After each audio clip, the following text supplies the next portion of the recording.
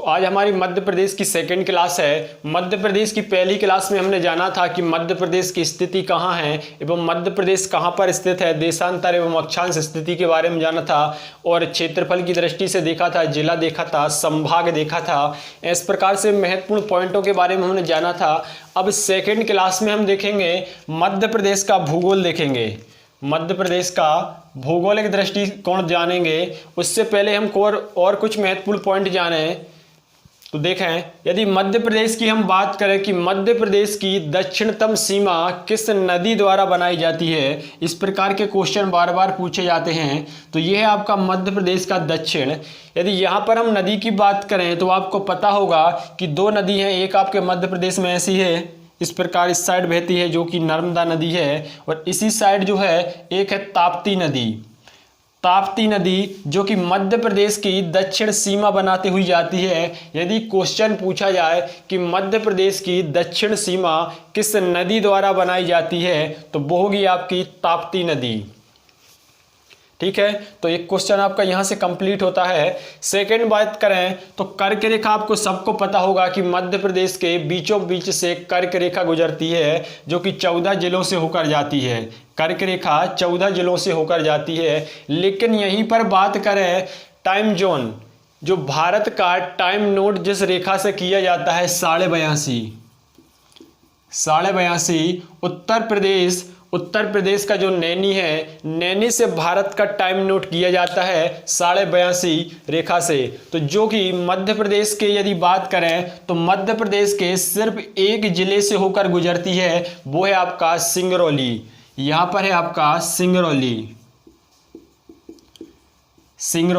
तो मध्य प्रदेश के किस जिले से होकर गुजरती है? सिंगरौली से। यदि भारत की हम बात करें तो भारत के आपको पता होगा कि 5 राज्यों से होकर यह रेखा गुजरती है। ठीक है, तो यहां पर हमने देखा कर्क रेखा के बारे में और हमने जाना देशांतर रेखा के बारे में जिससे भारत का टाइम नोट किया जाता है। लेकिन यहीं पर हम बात करें पूरब से पश्चिम में यदि टाइम डिफरेंस की बात करें कि कितने टाइम का अंतर है तो 34 मिनट।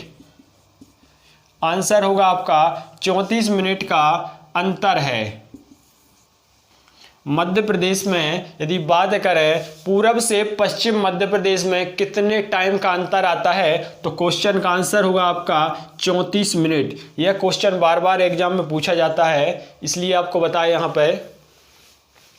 अब हम बात करें मध्य प्रदेश की भौगोलिक दृष्टिकोण की, तो आपको पता होगा कि मध्य प्रदेश को भौगोलिक दृष्टिकोण से मुख्य रूप से यदि बात करें तो 3 भागों में बांटा गया है। कितने भागों में? 3 भागों में बांटा गया है।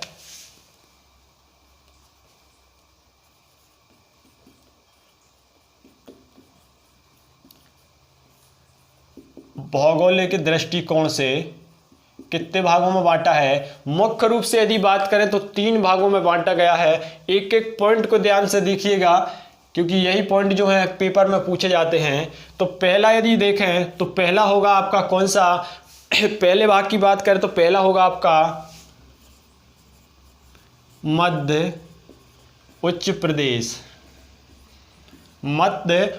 प्रदेश है। दूसरा है आपका सतपुड़ा मैकाल। सेकंड है आपका सतपुड़ा मैकाल। ठीक है, थर्ड नंबर पे बात करें तो तीसरा है आपका बुंदेलखंड। तो इन 3 भागों में जो है मध्य प्रदेश को भौगोलिक दृष्टिकोण से बांटा गया है। लेकिन यदि बात करें मध्य उच्च प्रदेश की तो मध्य उच्च प्रदेश का जो क्षेत्र है आपका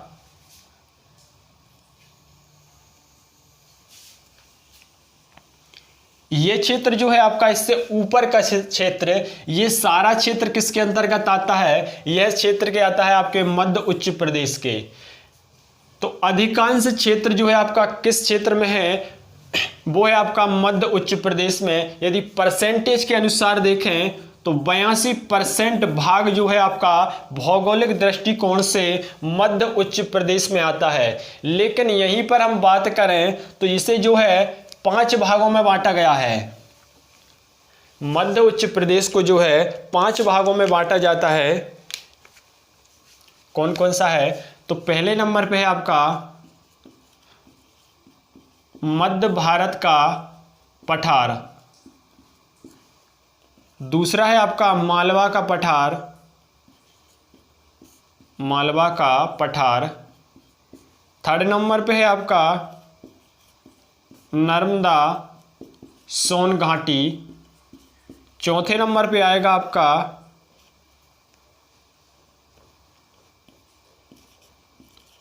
बघेलखंड,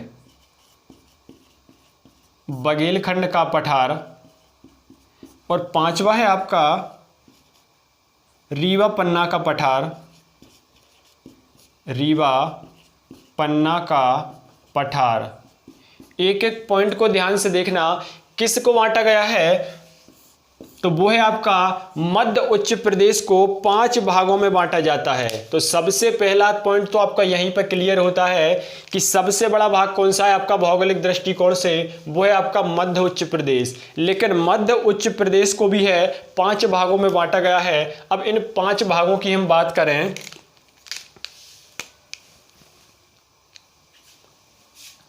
तो यहां से हम देखें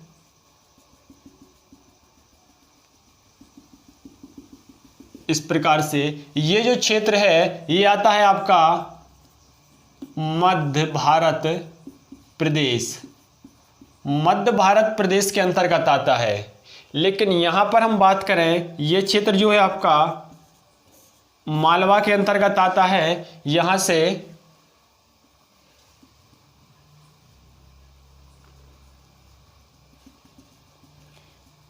ये क्षेत्र किसके अंतर्गत आता है? मालवा के। इसको थोड़ा और नीचे कर लेते हैं।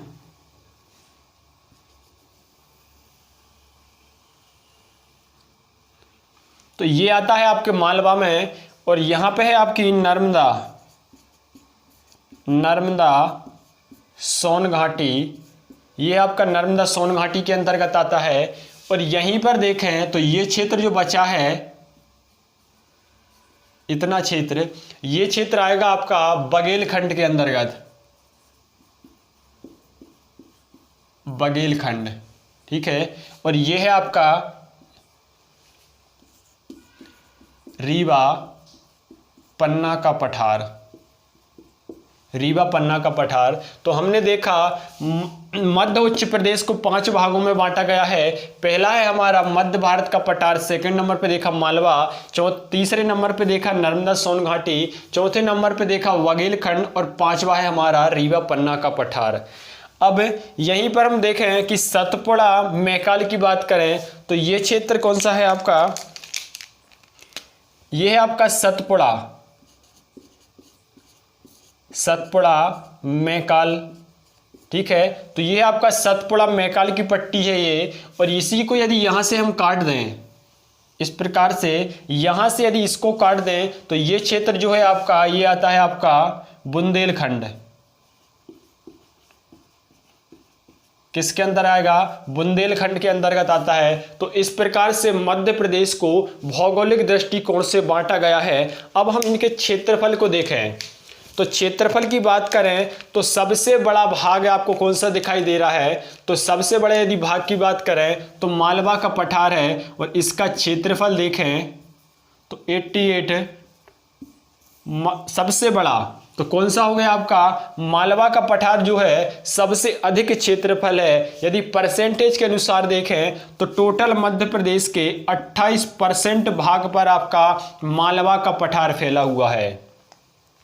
सेकंड नंबर पे देखें नर्मदा सोन घाटी, तो नर्मदा सोन घाटी है आपकी 86,000, क्षेत्रफल है इसका 86,000। यदि परसेंटेज के अनुसार देखें तो 26% पर यह फैली हुई है। ठीक है। इसके बाद हम बात करें तीसरे नंबर पे सतपुड़ा की, तो सतपुड़ा का क्षेत्रफल है आपका सतपुड़ा मैकाल का 34,000। ठीक है। तो 34,000 इसका क्षेत्रफल आएगा आपका। यहां पर है आपका बुंदेलखंड, बुंदेलखंड का क्षेत्रफल है आपका 25,000। ठीक है। तो 25,000 हो गया आपका बुंदेलखंड का क्षेत्रफल। अब इसके बाद हम बात करें इसके बाद हम इसका परसेंट देखें तो इसका परसेंट होगा 11% और इसका परसेंट है 7%। ठीक है, अब हम बात करें मध्य भारत के पठार की, तो मध्य भारत का पठार जो है 32,896 में फैला हुआ है। लगभग परसेंट की बात करें तो 10.8% में है। ठीक है, अब इसके बाद हम बात करेंगे बघेलखंड के पठार की। तो बघेलखंड के पठार की यदि बात करें तो यह आपका बघेलखंड जो कि 23,733 इसका क्षेत्रफल है, 23,733। ठीक है, अब एक बचता है हमारा रीवा पन्ना का पठार। तो रीवा पन्ना के पठार की बात करें तो रीवा पन्ना का पठार 31,955 क्षेत्रफल इसका, 31,955।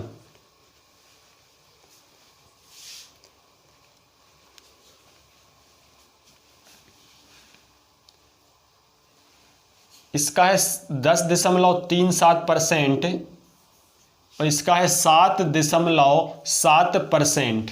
देखो क्षेत्रफल जो है आपको एक एक करके याद करना पड़ेगा, क्योंकि क्वेश्चन यहीं से बनता है कि सबसे बड़ा आपको पता है, सबसे छोटा आपको पता है, लेकिन आजकल क्वेश्चन इस प्रकार से नहीं पूछा जाता है। क्वेश्चन पूछा जाता है, कोई भी 4 नाम दिए जाते हैं, इनको बढ़ते क्रम में लिखिए, इनको घटते क्रम में लिखिए और उसको क्वेश्चन को सही करना पड़ता है। जैसे क्वेश्चन दे दिया जाए आपको मतलब क्वेश्चन है आपका कि निम्न भौगोलिक दृष्टिकोण से मध्य प्रदेश के भागों को बढ़ते क्रम में जगाइए। तो बढ़ते क्रम में हमें जमाना है और बढ़ते क्रम में हमें दिया है, सबसे पहले नंबर पे जैसे दिया है हमें नर्मदा सोन घाटी, दूसरा दिया है हमें सतपुड़ा और एक दिया है हमें जैसे कि रीवा पन्ना दे दिया है और चौथा दे दिया है हमें मध्य भारत। ये 4 क्वेश्चन में दिए हैं, इनको बढ़ते क्रम में जमाना है। तो सबसे छोटा कौन सा होगा हमारा? सबसे छोटा है हमारा रीवा पन्ना। तो पहले नंबर पे ये होना चाहिए, सेकंड नंबर पे होना चाहिए हमारा मध्य भारत का,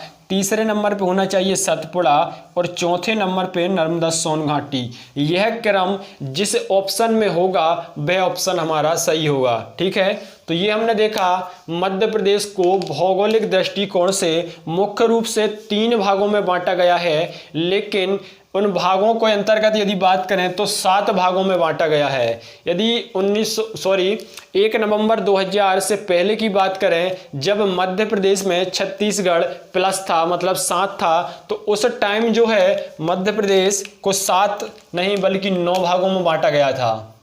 कितने भागों में बांटा गया था? क्वेश्चन पूछा जा सकता है, इसलिए तो 9 भागों में बांटा गया था जब छत्तीसगढ़ प्लस था। उसके बाद जब छत्तीसगढ़ अलग हो गया है तो 7 भागों में है। कितने भागों में है? वर्तमान में 7 भागों में है। अब यहीं पर हम वर्षा की बात करें कि मध्य प्रदेश की वर्षा की बात करें तो देखें, तो यहां पर है आपकी 75 सेंटीमीटर।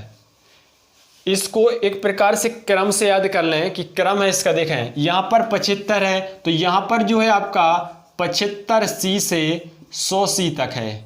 कहां तक है? 100C। सेकेंड नंबर देखा, थर्ड नंबर यहां पर फिर 25 प्लस हो जाएगा आपका, तो 100 से कहां पहुंच जाएगा आपका? 100 से 125। यहां पर देखें तो 125 से 150। ठीक है, 150, यह क्षेत्र जो है 150 के अंतर्गत आता है। यहां पर देखें तो यहां पर भी है आपका 75 और यहां पर है आपका 80%। अब यहां से क्वेश्चन पूछा जा सकता है कि मध्य प्रदेश के किस भाग में सर्वाधिक वर्षा होती है। क्वेश्चन होगा आपका कि मध्य प्रदेश के किस भाग में सर्वाधिक वर्षा होती है। ऑप्शन दिया है उत्तर, दक्षिण, पूर्व या पश्चिम। तो आंसर क्या होगा आपका? तो आंसर होगा आपका पूर्वी हिस्सा। मध्य प्रदेश के पूर्वी हिस्सा में सर्वाधिक वर्षा होती है। ठीक है, तो वर्षा भी हमने देखी मध्य प्रदेश की। अब मध्य प्रदेश की औसतन वर्षा देखें तो औसतन वर्षा क्या होगी हमारी? 75 से 125। 75 से 125। यहां पर हमने देखा था जो नर्मदा सोन घाटी यहां पर देखा था, जो हमारा मध्य उच्च प्रदेश है, मध्य उच्च प्रदेश की सीमा कौन सी नदी बनाती है? तो दक्षिण सीमा हमने देखा कि नर्मदा नदी द्वारा बनाई जाती है। जो नर्मदा नदी के ऊपरी भाग तक है आपका कौन सा? मध्य उच्च प्रदेश। यहां से भी क्वेश्चन बन सकता है कि मध्य प्रदेश की दक्षिण सीमा भौगोलिक दृष्टिकोण से, इनमें यदि क्वेश्चन पूछा जाए यहां से कि मध्य प्रदेश का भौगोलिक दृष्टिकोण से मध्य उच्च प्रदेश की सीमा किस नदी द्वारा बनाई जाती है? तो वो है आपकी नर्मदा नदी। नर्मदा नदी द्वारा मध्य उच्च प्रदेश की सीमा बनाई जाती है, दक्षिण सीमा। और यहां पर आपकी कौन सी घाटी है? चंबल घाटी। चंबल घाटी। तो चंबल घाटी आपके किसके अंतर्गत आएगी? तो चंबल घाटी आएगी आपके मध्य भारत प्रदेश के अंतर्गत आएगी चंबल घाटी। देखो मैप से पढ़ना है, और मैप से यदि आप पढ़ोगे इस प्रकार से मैप बना के, तो एक बार में कंफ्यूजन भी जो है आपका क्लियर होते जाएगा और कभी नहीं भूलोगे। ठीक है, तो मैप से पढ़ें, कभी भी जब पढ़ें मैप से पढ़ें, और एक एक पॉइंट को ध्यान में धरें, क्योंकि एक भी जो भी क्वेश्चन आपसे पूछा जाता है इन्हीं पॉइंट से पूछा जाता है। यदि आप उनको समझ नहीं पाते हो तो क्वेश्चन आपसे नहीं बनेगा। इसलिए मैं जहाँ पे जो भी आपको बताता हूँ एक एक पॉइंट आपके लिए महत्वपूर्ण है। ठीक है, तो आज हमने देखा मध्य प्रदेश का भौगोलिक दृष्टिकोण। अगली क्लास में हम देखेंगे मिट्टियों के बारे में देखेंगे।